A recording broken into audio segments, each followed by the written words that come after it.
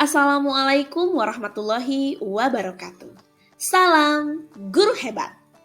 Perkenalkan, saya Erni Kartina, calon guru penggerak angkatan 7 dari SMP Islam Trijaya, Kabupaten Tasikmalaya.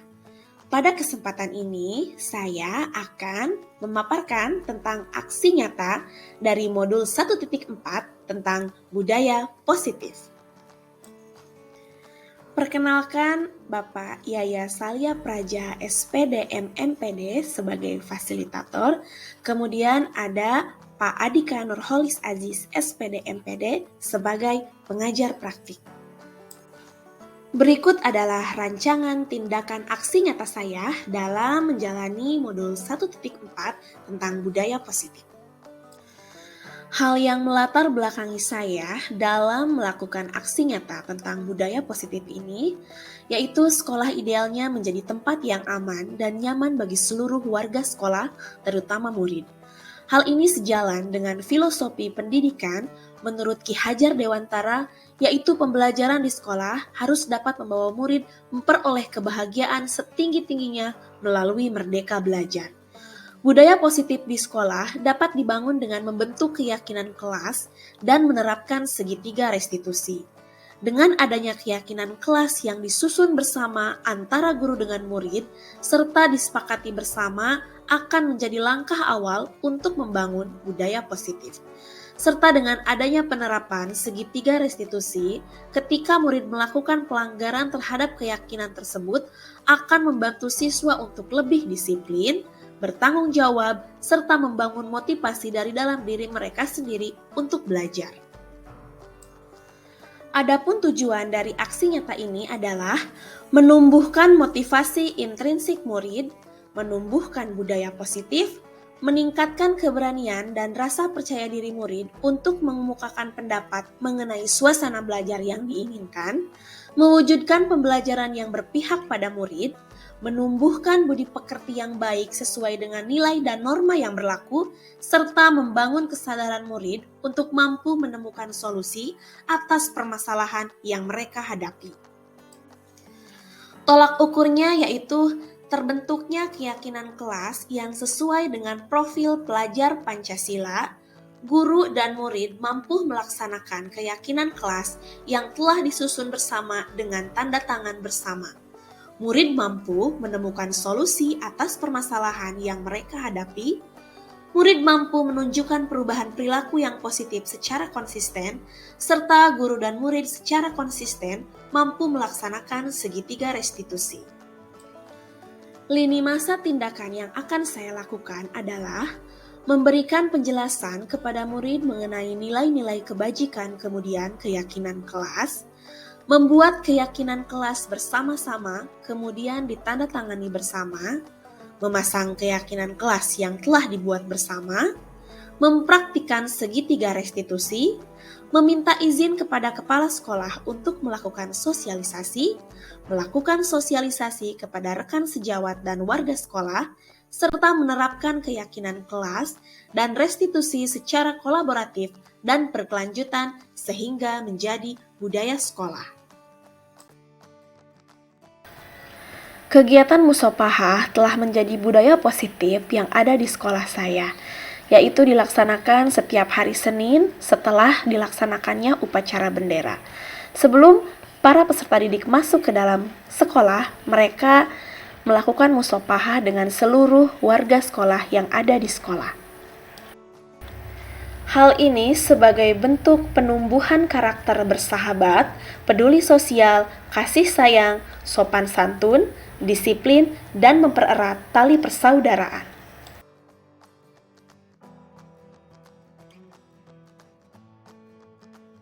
Oke ya, Ibu ucapkan selamat datang di semester kedua.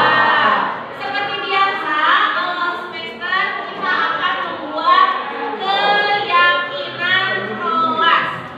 Kertas yang sudah Ibu berikan, silakan kalian tulis sesuai dengan keyakinan kelas yang akan kita buat.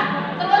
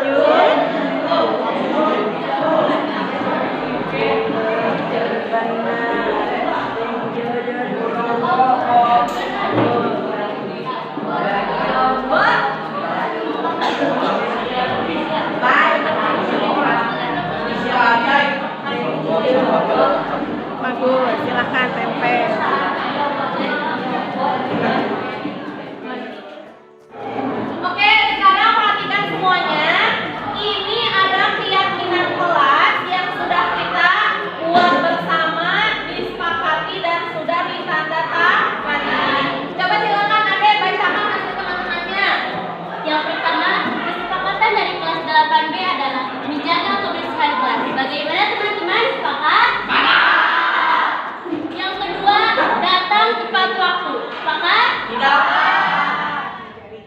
Sebelumnya minta maaf ya, bukan mau bermaksud untuk menggurui, apalagi untuk mengajarkan Bapak Ibu, karena saya sangat tahu sekali kalau Bapak Ibu di sini semuanya sudah paham dan sudah hebat gitu. Hanya di sini saya bertugas untuk menyampaikan beberapa hal yang telah saya pelajari selama beberapa bulan terakhir di pendidikan guru penggerak. Nah, di sini yaitu tentang penerapan budaya positif.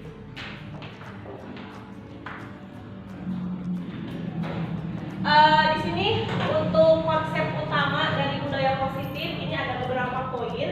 Yang pertama itu tentang perubahan paradigma belajar. Terus yang kedua ada disiplin positif. Yang ketiga ada motivasi perilaku manusia. Yang selanjutnya ada kebutuhan dasar manusia. Kemudian ada posisi kontrol restitusi, keyakinan kelas, dan segitiga restitusi.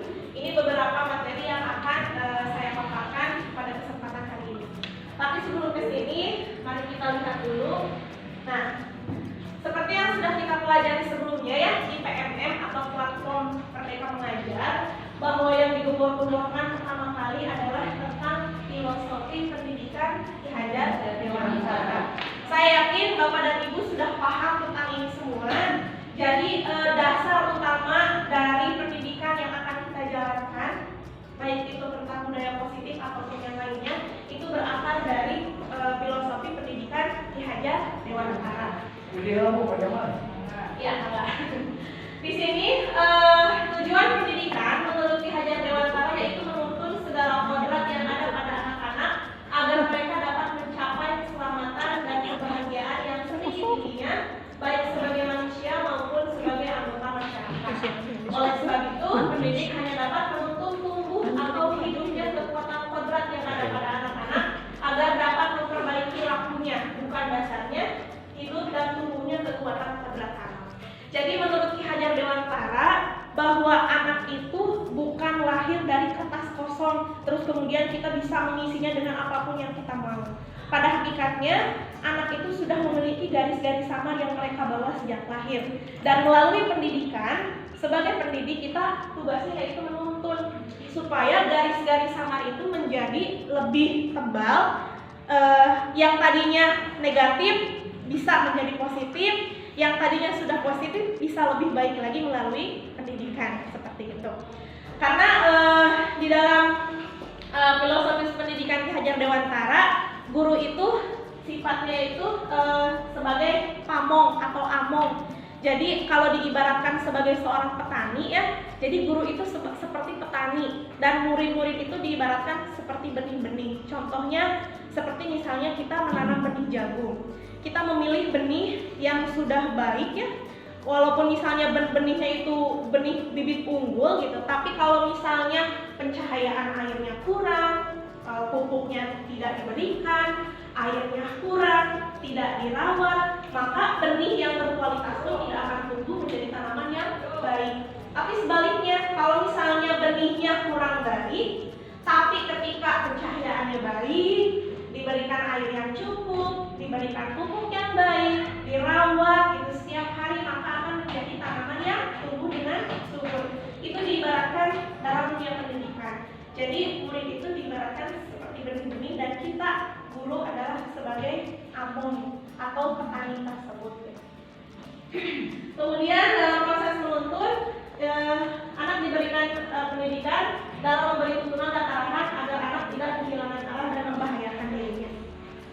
Kemudian yang selanjutnya, tentu Bapak Ibu pernah mendengar ya, bahkan sering ada istilah kodrat alam dan kodrat zaman. Pernah mendengar? Kita kemarin sudah membahas ya di PMM ya. Ayah gitu ya, ada kodrat alam dan kodrat zaman. Apa sih gitu kan?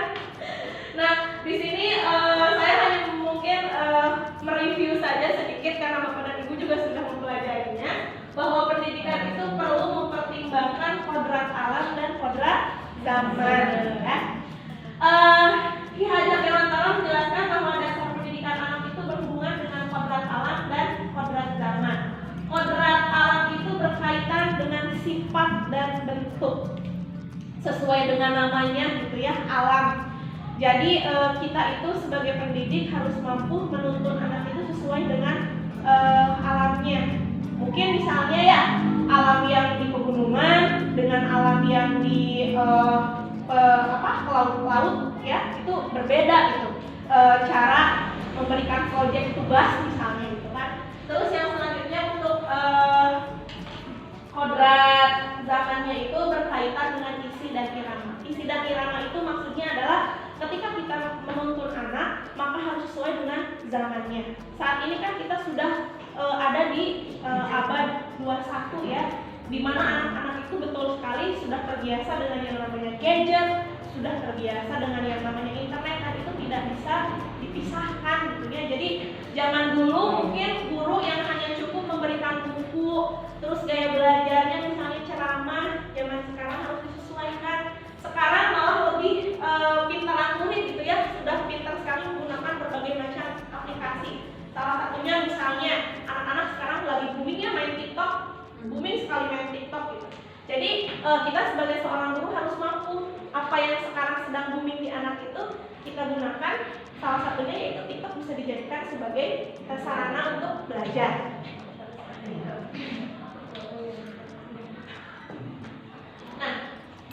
Nah, sebelum kita memasuki ke materi yang selanjutnya, itu adalah latar belakang dari penanaman budaya positif. Di sini ada perubahan paradigma, ya. Kita akan baca bersama. Di sini ada kegiatan kepalan tangan. Saya ingin mempraktekkan ya. Di sini ada Bapak Ibu, mangga silakan berdua. Nanti boleh berteman siapa. Di sini ceritanya ya, ada dua orang yang sebagai A dan sebagai B ya. Nanti sobeklah secari kertas kecil, tuliskan benda atau sesuatu yang sangat berharga untuk Anda. Jadi akan ada seseorang yang memegang sebuah kertas di tangannya. Anggaplah bahwa kertas itu adalah sesuatu yang sangat berharga bagi diri kita. Kemudian ada temannya yang B yang ingin mencoba dengan sekuat tenaga mengambil benda yang ada di tangan si A. Caranya itu bisa dengan maksa-maksa ya, bisa dengan membujuk, bisa dengan mengancam, bisa dengan merayu, menyuap, apa saja agar dapat membuka kepalan tangan tersebut. Dan nanti kita lihat apa yang akan terjadi. Bisa silakan ada ibu yang mau mempraktekkan ke depan. Coba. Oke, coba Ibu Jajet sama Ibu Ina ya. Silakan ke depan. Oke. Ini contoh ya. Ini ada secari kertas. Ini tuh siapa ceritanya yang mau jadi A siapa? Ibu. Ibu aku dulu. Ini adalah sesuatu yang sangat penting gitu ya bagi Bu Jessica. Oke, erat ya. Pegang erat. Kira-kira apa yang akan Ibu lakukan gitu kan? Mungkin dengan membujuknya. Ya bagaimana gimana? Coba. Boleh tidak saya minjem? Boleh. Tidak boleh. Ini sangat berharga bagi saya. Boleh. Mungkin untuk saya juga berharga. Gak boleh punya saya. Apa yang milik saya tidak boleh dimiliki oleh orang lain. Ada cara lain untuk membujuk? Gak berubah.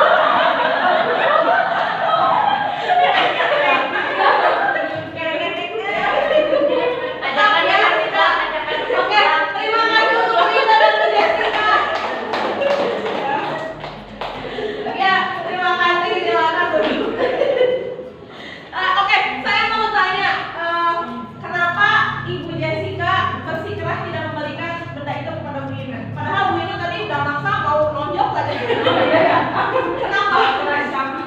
Ya, karena tadi kan ini dianggap sebagai barang yang berharga ya. Jadi berharga berarti tidak bisa saya berikan kepada siapapun. Jadi ini harus saya jaga, ibaratnya sebagai amanah. Oh, baik, terima kasih. Luar biasa sekali. Kemudian Bu Ina gimana? Perasaannya bagaimana ketika membujuk meminta sesuatu yang berharga dari orang lain? Agak sebel ya. Apakah bisa maksa atau tidak? Tidak bisa. Tidak memaksa. Berarti ada yang bisa Bu Lesa mengatakan bahwa teori kontrol itu tidak bisa dilakukan oleh orang lain, jadi hanya di kita sendiri yang mampu mengontrol diri kita sendiri. Nah, di sini ada perubahan paradigma tentang teori kontrol atau teori pilihan. Di sini disebutkan ilusi kalau guru mengontrol murid. Jadi sebetulnya tidak bisa, guru itu tidak bisa mengontrol murid. Jadi kembali lagi ke Ki Hajar Dewantara bahwa tugas kita adalah sebagai seorang yang menuntun, tidak bisa mengontrol murid. Kemudian yang selanjutnya ilusi bahwa kritik dan dapat membuat orang merasa bersalah, dapat menguatkan karakter. Misalnya kita mengkritik anak gitu ya, memarahinya karena telah berbuat salah, itu juga tidak berpengaruh sebetulnya. Terus selanjutnya ilusi bahwa semua penguatan positif efektif bermanfaat. Ilusi bahwa orang dewasa memiliki hak untuk memaksa, karena semua ini hanya bersifat jangka pendek, tidak bersifat jangka panjang. Nah, sekarang saya ada pertanyaan pemantik untuk Bapak Ibu, hanya setuju atau tidak setuju ya. Yang pertama, hukuman dapat mendisiplinkan anak. Tidak setuju. Kalau boleh, coba Ibu, kenapa hukuman dapat mendisiplinkan anak tidak setuju? Kenapa? Karena dari pengalaman saja, kalau melihat dari pengalaman, walaupun sudah diberi hukuman, kedisiplinan anak tetap tidak berubah secara signifikan. Tetap saja setelah dihukum itu istilah nama gimana kita alasan. Oh iya, baik, terima kasih untuk Ibu Evi. Selanjutnya ada yang berbeda pendapat mungkin? Ada yang setuju atau mungkin setuju kalau hukuman dapat mendisiplinkan anak? Tidak ada? Baik, berarti sepakat ya kalau hukuman itu tidak setuju dapat mendisiplinkan anak.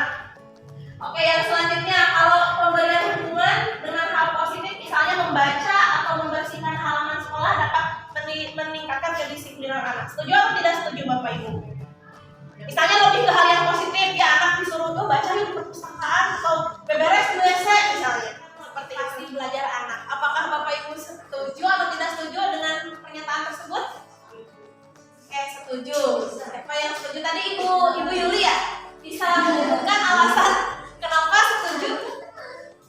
Setuju karena menurut pengalaman kalau anak ketika tidur pasti dia merasa dihargai, merasa diakui. Jadi semangat belajarnya, motivasi belajarnya bagus. Oh iya, berdasarkan pengalaman ya Bu ya. Baik, terima kasih untuk Bu Yulia ya. Ada lagi yang lain yang mau menambahkan mungkin? Apakah setuju atau tidak setuju bahwa memberikan penghargaan dapat meningkatkan motivasi belajar anak? Semuanya? Setuju atau tidak setuju? Ada yang tidak setuju? Coba Bu Jessica nih, ada yang berbeda. Coba Bu Jessica, kenapa Ibu Jessica tidak setuju? Izin menanggapi Ya. Kalau menurut saya itu tidak setuju karena memang dari penghargaan itu kan nanti hanya kepada orang tertentu ya yang unggul, tapi kepada anak-anak yang lainnya itu kurang adanya motivasi belajar. Jadi ada kurang kalian biasa wae mah bodo amatan mah gitu belajar kan. Jadi untuk penghargaan yang didapatkan oleh temannya itu belum tentu dapat memotivasi belajar anak yang lainnya. Oh iya. Ya, terima kasih ya untuk Bu Jessica dan Bu. Nah, di sini ada disiplin positif ya. Jadi tadi yang menjadi pertanyaan pemantik bahwa yang berhubungan dengan hukuman ataupun penghargaan itu sebetulnya adalah tujuannya untuk mendisiplinkan positif. Jadi tujuannya itu adalah supaya anak bisa disiplin ya. Di sini di dalam budaya kita makna kata disiplin itu dimaknai menjadi sesuatu yang dilakukan seseorang pada orang lain untuk mendapatkan penghargaan. Kita cenderung menghubungkan kata disiplin dengan kata ketidaknyamanan. Jadi kata disiplin itu yang sudah membudaya di kita itu seperti seolah-olah memaksa, mengatur. Jadi memaksa supaya anak itu untuk mengikuti peraturan bahasanya saja sudah aturan. Jadi terdengarnya saja sudah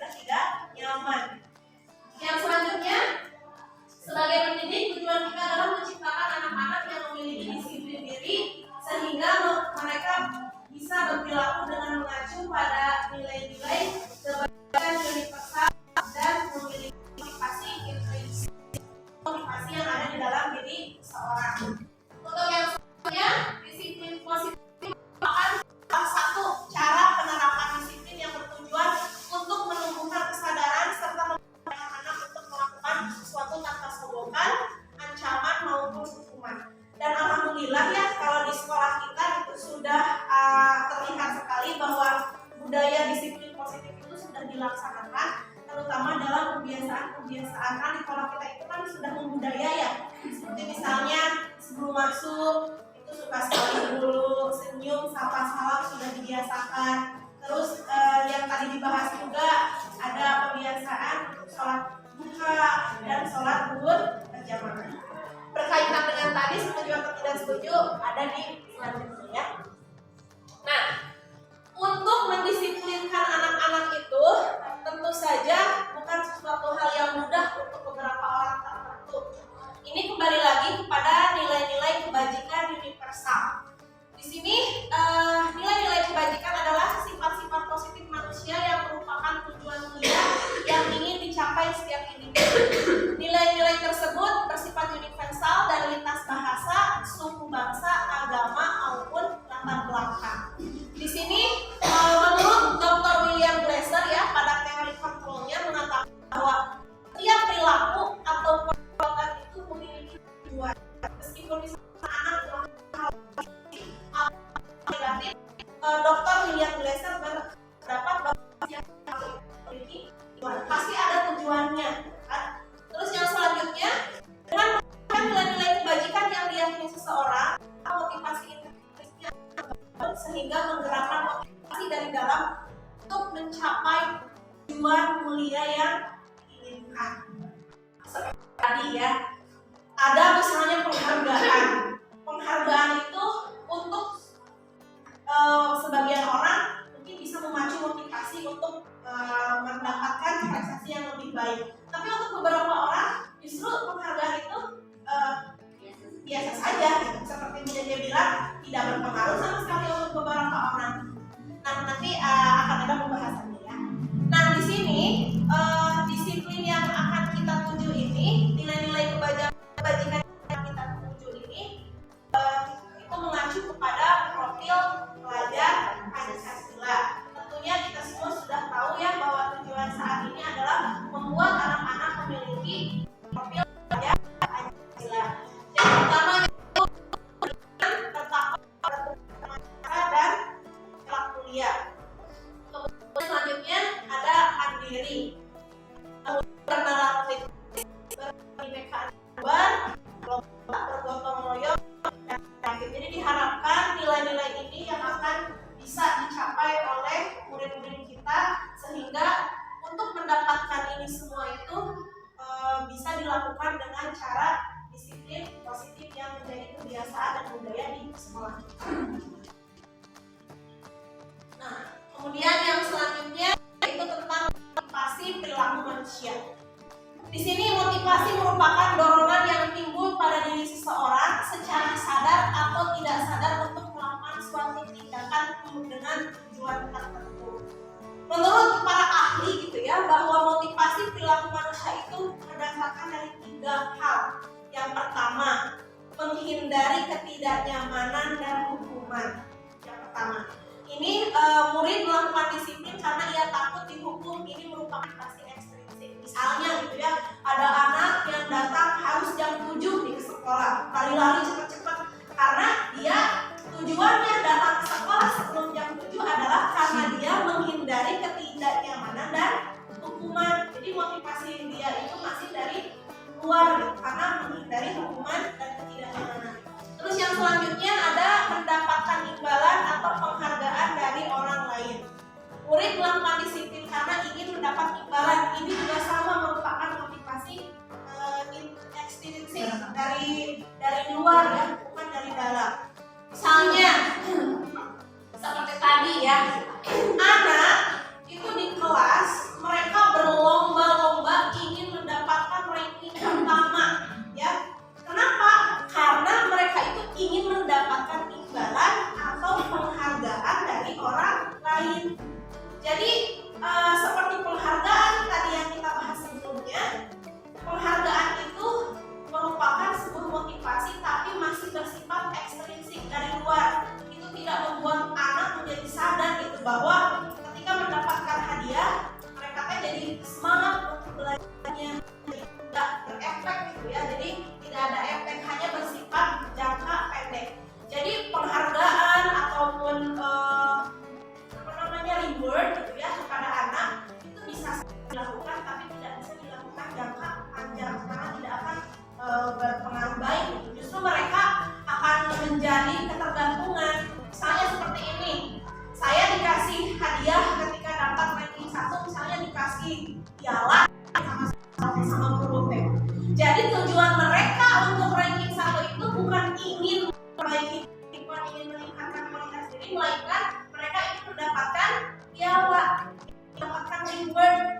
mendapatkan sertifikat bangkit untuk mendapatkan uang gitu. Jadi tidak tumbuh dari dalam diri sendiri. Nah, yang terakhir, motivasi yang terakhir yaitu menghargai nilai-nilai kebajikan diri sendiri. Nah, yang menjadi tujuan dari pendisiplinan anaknya itu supaya anak melakukan disiplin karena sadar akan nilai-nilai kebajikan dari dalam dirinya sendiri. Jadi mereka punya kesadaran untuk misalnya datang ke sekolah jam 7 bukan karena takut dihukum, bukan karena ingin dipuji oleh guru, bukan karena ingin mendapatkan label murid teladan, tapi memang dia sadar sendiri bahwa dia itu harus datang tepat waktu supaya bisa mengikuti pelajaran dengan baik. Ya, seperti itu. Selanjutnya, nah di sini ya tadi teori motivasi perilaku manusia ada 3. Yang pertama untuk menghindari ketidaknyamanan atau hukuman, yang kedua untuk mendapatkan imbalan dari orang lain, dan yang terakhir untuk menghargai diri sendiri. Nah, selanjutnya yaitu ada kebutuhan dasar manusia. Ini umum ya, kebutuhan dasar manusia ini umum, itu bisa berlaku untuk kita sebagai guru, berlaku juga untuk murid. Jadi kebutuhan dasar manusia itu ada 5. Yang pertama ada kebutuhan bertahan hidup. Kebutuhan bertahan hidup ini berhubungan dengan fisiologis kita. Seperti misalnya kita butuh makan, terus butuh minum, butuh tempat tinggal, terus juga berhubungan dengan keturunan, berkembang biak gitu kan. Itu sama tentang kebutuhan bertahan hidup. Kemudian yang selanjutnya kebutuhan kasih sayang dan rasa diterima, love and belonging gitu ya. Jadi manusia itu tidak bisa lepas dari rasa ini. Kita butuh orang lain untuk sayang, untuk bisa diterima gitu kan. Orang lain pun sama seperti itu. Selanjutnya ada kebutuhan akan penguasaan. Penguasaan ini adalah rasa mengakui ya bahwa misalnya saya itu ingin diterima sebagai murid yang baik di sekolah, saya itu ingin diterima keberadaannya di sekolah. Kadang-kadang ada anak misalnya yang contoh yang nakal gitu ya dalam hal tertentu karena dia tidak dapat kebutuhan yang penguasaan ini. Misalnya ada anak yang secara akademis tidak pintar gitu, tapi dia punya jiwa kepemimpinan, punya jiwa untuk memimpin. Dia tidak bisa salurkan itu di kelas, tapi dia bisa menyalurkan di luar kelas. Misalnya dia bisa memimpin klub sepak bola, teman-temannya bisa berpengaruh, jadi dia bisa jadi kapten. Atau misalnya untuk hal yang negatifnya karena dia tidak bisa, tidak mampu menguasai kebutuhan penguasaan ini, jadi efeknya negatif. Jadi misalnya suka ada ketua geng, ya teman-teman nanti suka mengajarnya, kayak nyuruh-nyuruh ini karena sebetulnya kebutuhannya itu adalah ingin diterima, tapi dengan hal yang negatif. Selanjutnya ada kebebasan. Kebebasan ini atau freedom itu kebutuhan manusia juga. Kita kan tidak mau ya dijajah, tidak mau misalnya disuruh-suruh. Jadi kita ingin hidup bebas sesuai dengan kehendak kita sendiri. Sekolah misalnya siswa ingin jurusan IPA atau IPS misalnya, atau misalnya ingin kuliah kedokteran atau keguruan, mereka bisa menentukan kebebasan dirinya sendiri. Selanjutnya yang terakhir yaitu kesenangan. Ya, ini kebutuhan yang sangat penting sekali. Kita kayaknya tidak bisa ya kalau misalnya lepas dari kebutuhan yang terakhir ini, kesenangan. Seperti misalnya main game,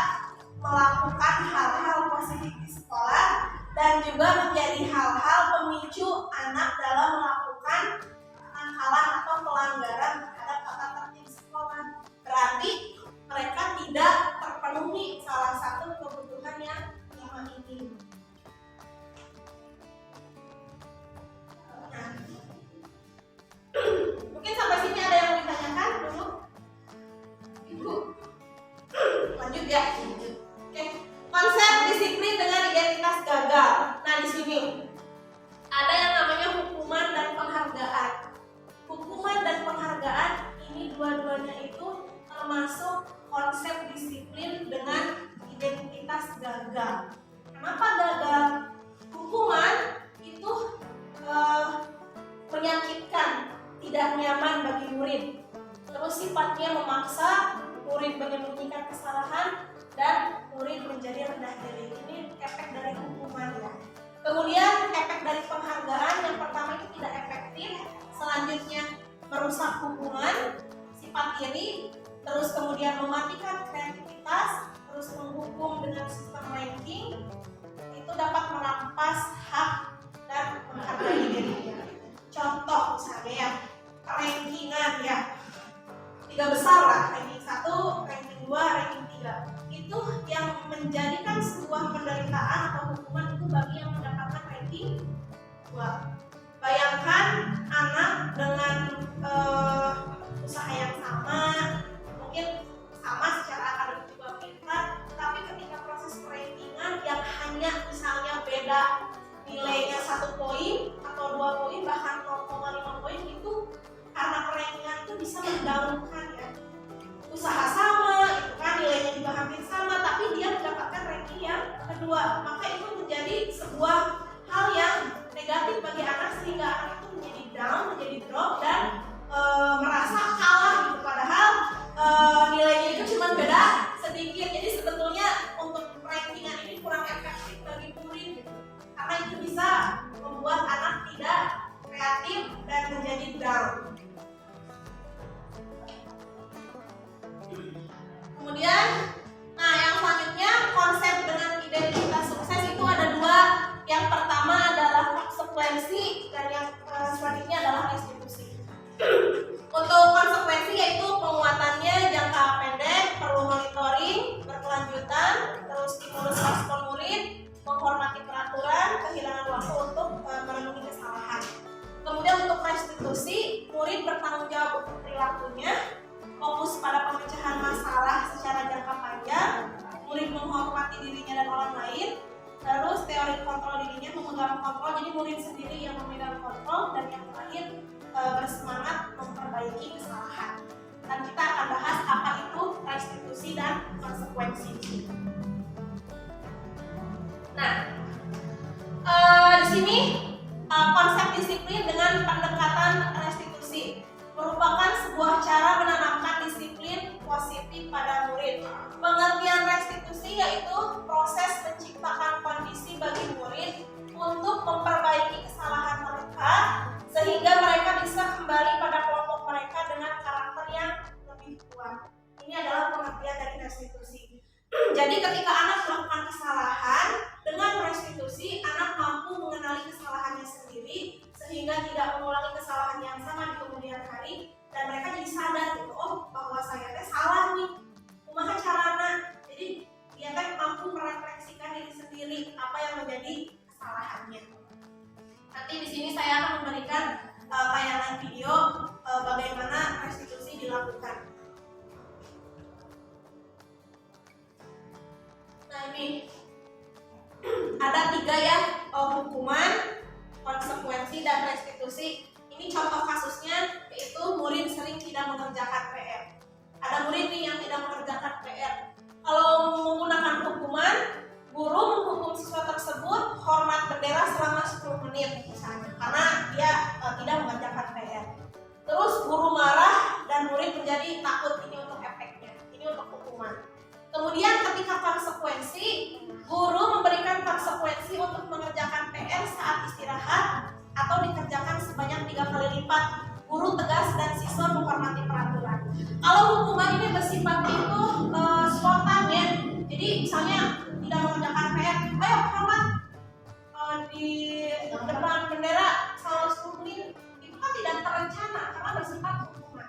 Sementara konsekuensi ini berarti sudah ada negosiasi sebelumnya. Misalnya seperti ini, kita ke murid, nanti kamu harus mengerjakan PR. Kalau tidak mengerjakan PR, nanti kamu harus mengerjakannya sebanyak 3 kali lipat.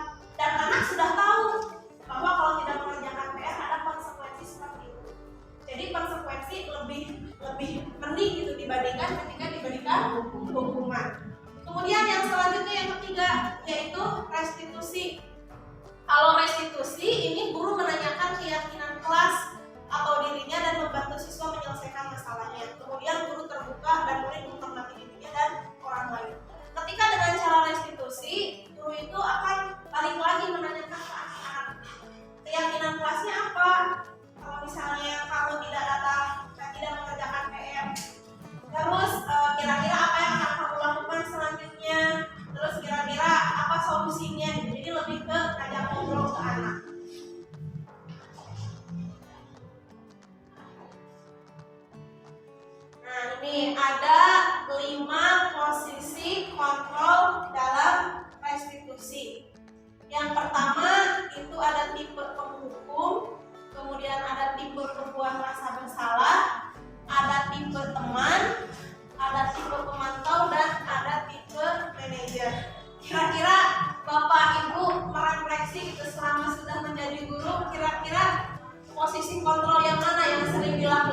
manajer. Bagus sekali ya, sudah ada di posisi manajer. Ada yang masih ada di posisi penghubung? Masih ya. Kadang-kadang saya pun sendiri gitu ya, ketika merefleksi, ketika anak melakukan kesalahan, ujung-ujung anaknya dihukum gitu masih. Ya. Terus membuat rasa bersalah. Ada lagi posisi teman dan posisi pemantau. Nah, 5 posisi ini kita akan lihat di video ini ya. Gak kapok-kapok sih kamu. Sudah berapa kali terlambat? Sana, kamu keliling lapangan basket 2 kali. Kenapa saya harus beli lapangan basket, Bu? Kenapa? Kamu melawan ibu. Berani-beraninya jawab. Sudah terlambat, masih berani jawab pula. Sekarang, Itu dari 5 posisi kontrol. Kira-kira kita merefleksi ya, posisi mana kira-kira yang sering kita lakukan? Apakah sudah berada pada posisi manajer? Belum. Kira-kira apakah ada di posisi teman, pemantau, atau penghukum, atau membuat rasa bersalah? Kira-kira yang mana? Sepertinya kalau penghukum dan membuat rasa bersalah mungkin pernah dilakukan tapi jarang ya. Paling kita sudah ada di posisi sampai ke tipe teman ya atau tipe pemantau. Nah, dari 5 posisi ini yang paling ideal yang harus dilaksanakan oleh guru itu ketika kita berada di posisi manajer. Kira-kira dari tadi ada yang tahu tidak posisi manajer itu efeknya itu ke murid seperti apa? Ada yang bisa menjelaskan? Silakan. Coba Bu Desi, gimana tadi?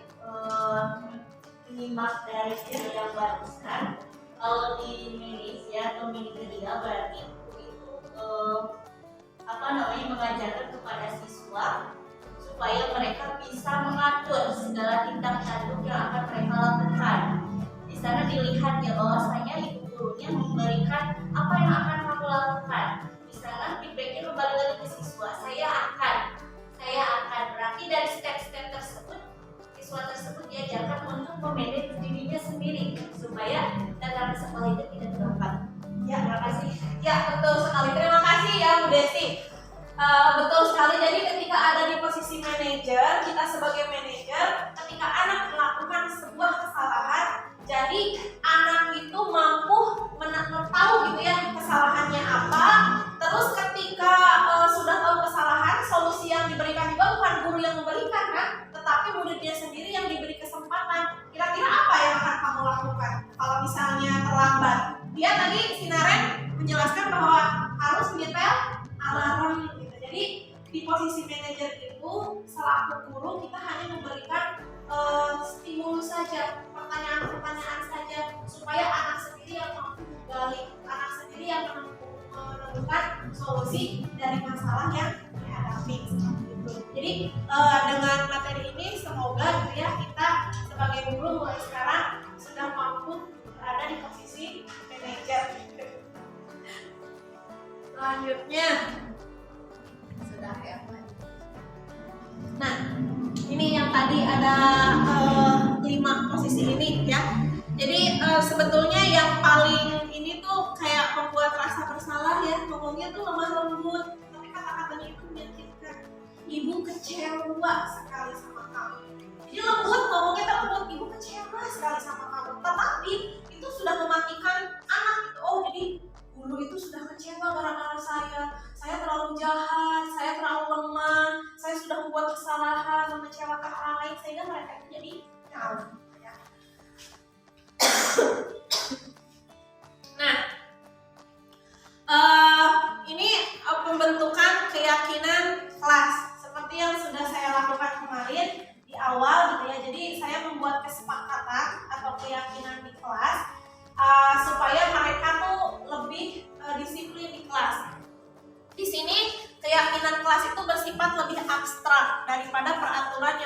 rinci dan konkret. Keyakinan kelas berupa pernyataan-pernyataan universal. Kemudian pernyataan keyakinan kelas senantiasa dibentuk dalam kalimat yang positif. Selanjutnya, keyakinan kelas hendaknya tidak terlalu banyak sehingga mudah diingat dan dipahami oleh semua warga kelas. Selanjutnya, keyakinan kelas sebaiknya sesuatu yang dapat diterapkan di lingkungan tersebut. Kemudian, semua warga kelas hendaknya ikut berkontribusi membuat keyakinan kelas lewat kegiatan curang pendapat. Jadi ketika membuat keyakinan kelas itu kita bisa menggunakan sticky note ya, kertas tempel atau misalnya kertas lipat juga. Jadi nanti bisa diberikan kepada anak. Nanti anak akan menuliskan dengan dibimbing oleh guru keyakinan kelas apa yang akan kita sepakati bersama di kelas. Dan itu harus menggunakan kata yang positif. Contoh misalnya kayak gini. Kalau kalimat yang negatif kan tidak boleh datang terlambat. Kita rubah misalnya datang tepat waktu. Terus misalnya kalau kalimat negatifnya ketika ulangan tidak boleh mencontek, kita rubah ketika ulangan harus bersifat jujur. Kemarin saya sudah menerapkan di kelas saya di kelas 8B ada Bapak Ibu bisa lihat ya kalau di kelas itu sudah ada di sana keyakinan kelas dan itu anak-anak sendiri yang membuat. Salah satunya ada kemarin saya masih ingat yang sangat menarik gitu ya, anak-anak, Bu katanya saya mau buat keyakinan kelas ketika meminjam barang harus dikembalikan lagi. Ini sering sekali terjadi di kelas saya ketika ada anak-anak yang sering kehilangan pulpen. Bagaimana di kelas Bapak Ibu, sama tidak? Banyak ya. Jadi anak-anak itu hampir setiap pelajaran, Bu izin mau beli pulpen, Bu pulpen saya hilang. Jadi ada keyakinan kelas di kelas saya sudah membuat ketika meminjam itu harus dikembalikan lagi. Ketika sudah beres-beres atau mau mengambil sapu atau lap atau papelan gitu ya, itu harus disimpan di tempat sekolah lagi.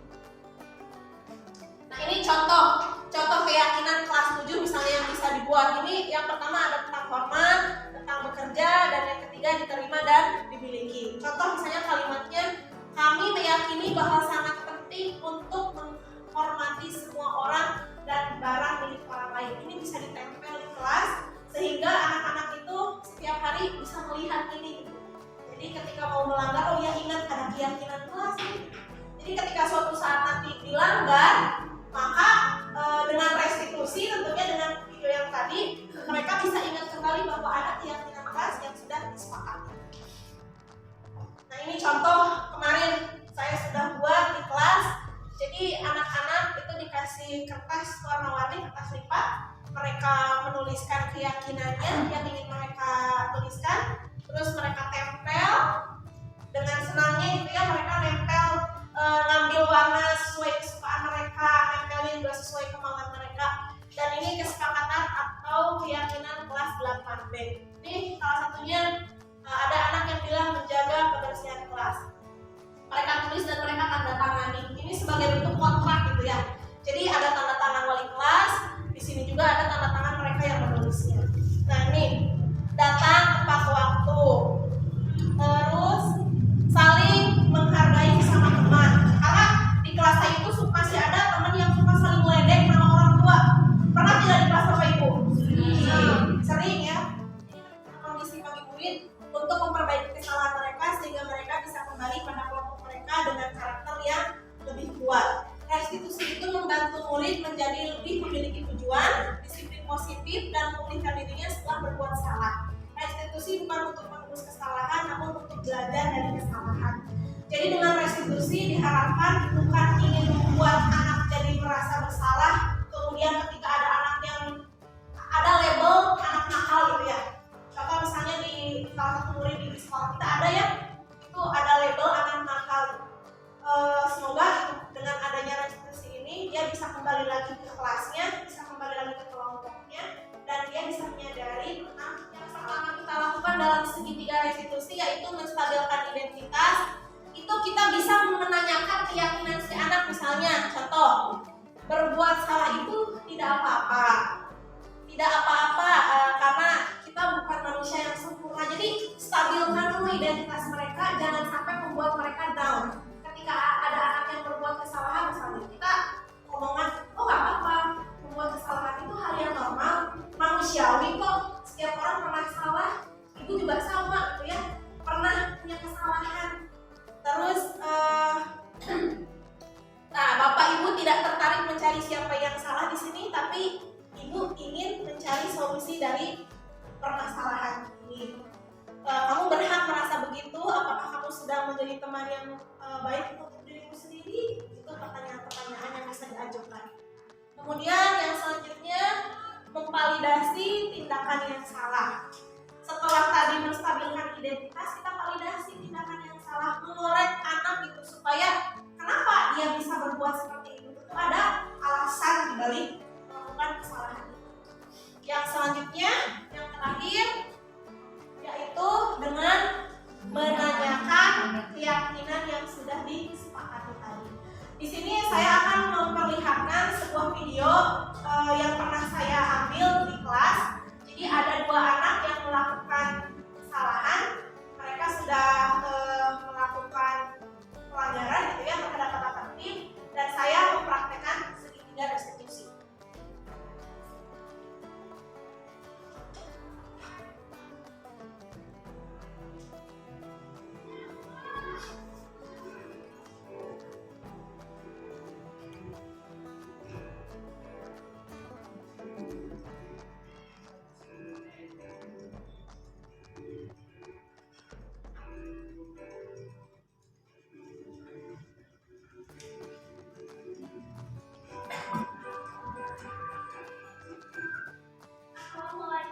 Kita langsung saja ya ke praktek segitiga restitusi.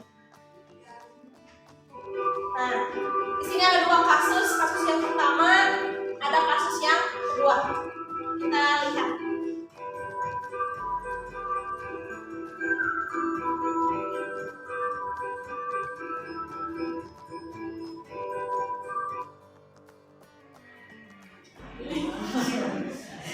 Ini ceritanya ada siswa yang terlambat masuk kelas setelah jam istirahat. Dan ini sering terjadi ya. Ini salah satu di kelas saya.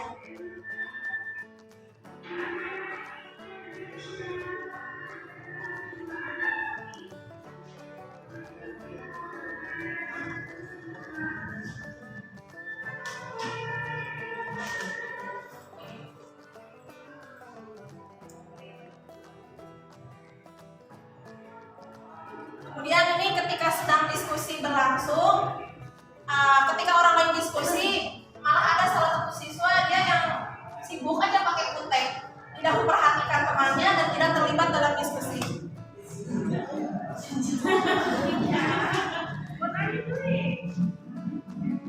Oke, kan harus belajar. Nggak boleh pakai kutek ya. Thank you, bikin restoratif. Oke, thank you. Silakan lanjut ya. Ini praktek segitiga restitusi.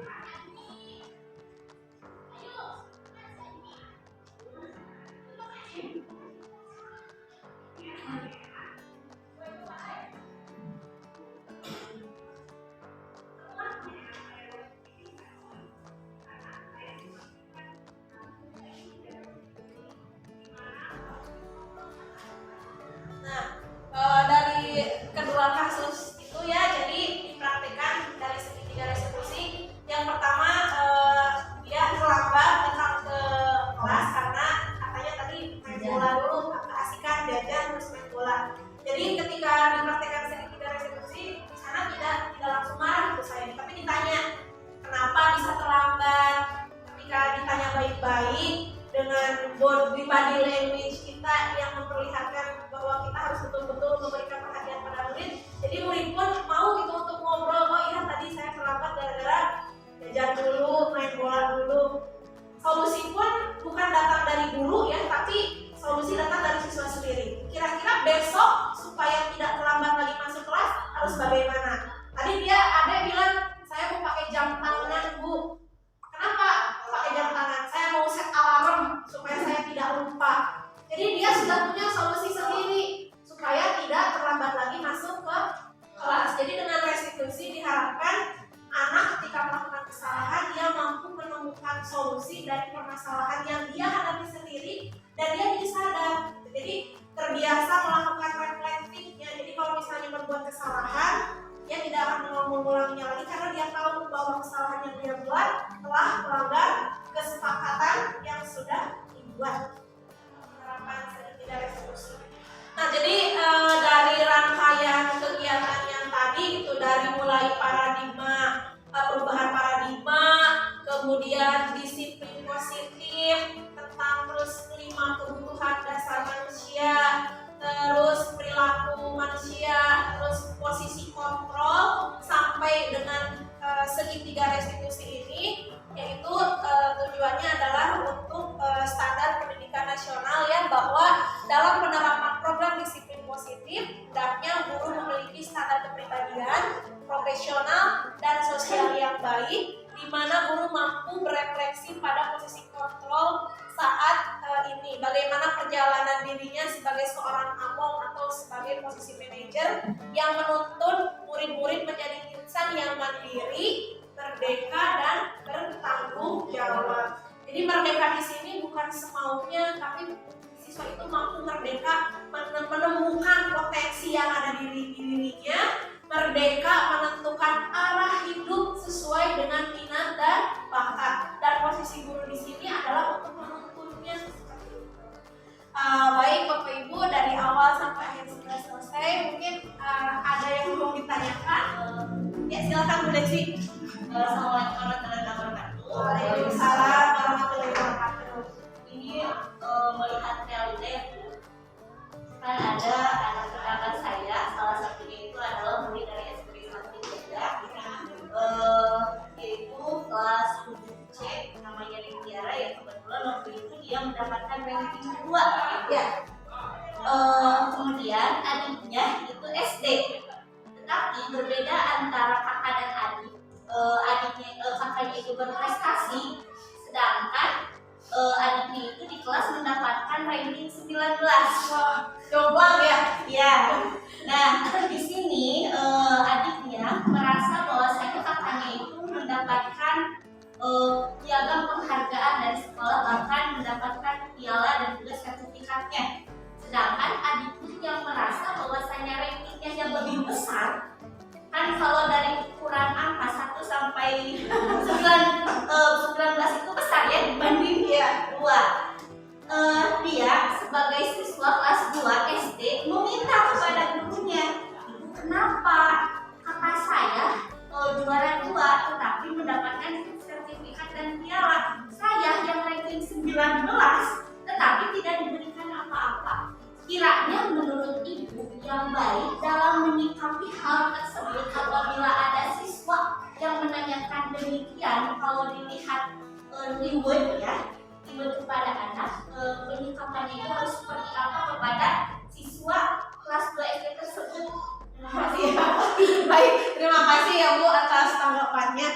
Kembali ke yang tadi gitu ya, tentang materi yang tadi, bahwa reward atau penghargaan itu seolah-olah menjadi sebuah hukuman bagi murid. Karena seperti yang kasus yang tadi gitu ya, jadi ada kecemburuan yang timbul dari seorang adik ketika kakaknya mendapatkan ranking yang kedua, mendapatkan hadiah, sementara dia yang mendapatkan ranking yang lebih besar gitu ya, angkanya 19, dia tidak mendapatkan apa-apa. Nah, dari kasus ini bisa kita ambil bahwa memang gitu ya, sebagai seorang guru itu idealnya gitu ya, kita itu tidak memberikan reward kepada anak, tidak melakukan rankingan kepada anak, karena setiap individu, setiap anak itu berbeda-beda.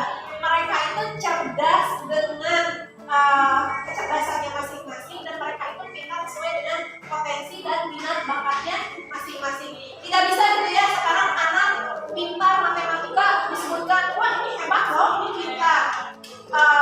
Yang lain misalnya tidak pintar, padahal ada yang pintar di matematika, ada yang pintar di bahasa, ada yang pintar di olahraga. Karena kecerdasan anak-anak itu berbeda-beda, apalagi sekarang di kurikulum merdeka kita harus ada pembelajaran yang diferensiasi ya, yang mana harus tersentuh semua gitu. Ada yang pintar di audionya, ada yang visualnya, ada juga yang di kinestetiknya. Jadi sehingga hal tersebut tidak baik. Jadi untuk kasus ibu selaku guru harus memberikan pemahaman gitu ya kepada anak bahwa setiap orang itu memiliki kecerdasannya yang berbeda-beda, bahwa setiap anak itu pintar gitu ya. Jadi supaya tidak down dengan rankingan yang dapat hadiah dan tidak dapat hadiah. Jadi kenapa tadi dijelaskan menurut ahli pun bahwa menurut psikolog gitu ya, bahwa hadiah itu bisa membuat anak menjadi tidak berpotensi, malah menurunkan semangat belajarnya. Karena itu tadi ada kecemburuan sosial dari lingkungan yang lain.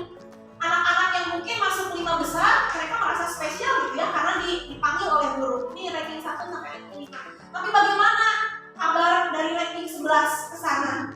Tidak tersentuh, bahkan mereka dianggap tidak ada, tidak dihargai. Makanya itu bisa menjauhkan.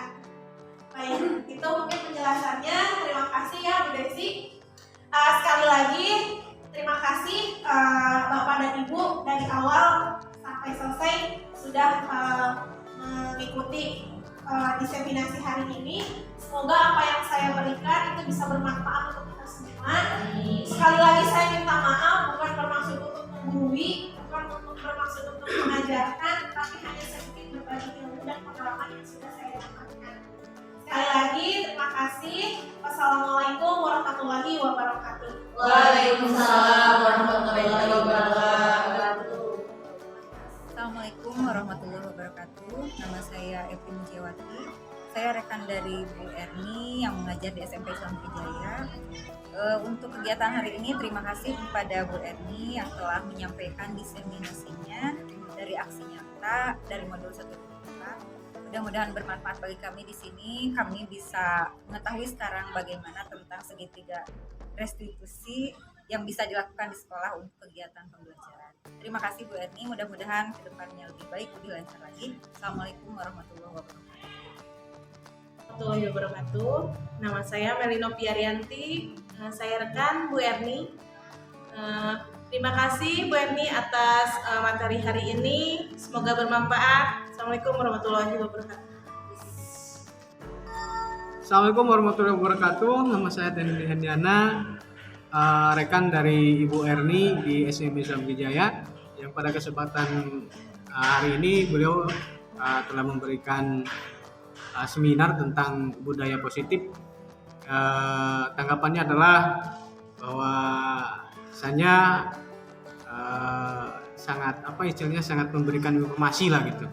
Jadi istilahnya memberikan pengetahuan baru, kemudian bisa memberikan pengalaman beliau selama pendidikan guru penggerak gitu.